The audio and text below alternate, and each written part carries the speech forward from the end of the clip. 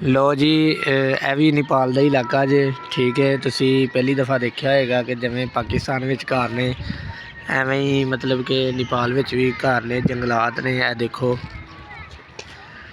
दूर दूर तक जंगलात ने, आबादियाँ ने, ठीक है।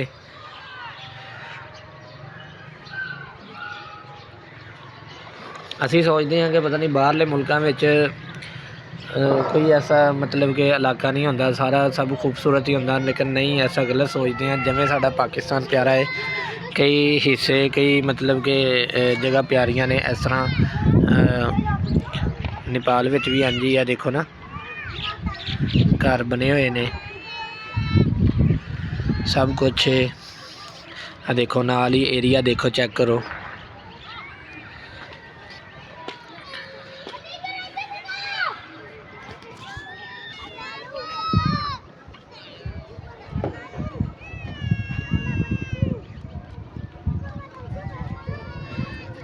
जिवें पाकिस्तान दे विच पानी खड़ा है ना गलियां गलियां विच, नेपाल दे विच भी इंज ही पानी खड़ा है। देखो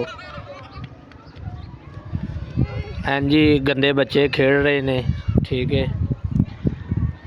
दूर दूर तक आबादियां ने विच, मतलब घर ने। असी सोचते हैं कि बस पाकिस्तान बाहर जाने दे मतलब ख्वाब सोचते हैं कि असी बाहरला मुल्क जी इंज इंज, लेकिन उत्थे भी पाकिस्तान वाला ही हाल है, ठीक है। ये देखो बाकी इंशाल्लाह तुहानूं नैक्सट वीडियो में बाकी भी तुहानूं अहवाल बतावांगे सारा, तो तुसीं खुद परेशान हो जाओगे कि साडा पाकिस्तान कितना खूबसूरत है, ठीक है।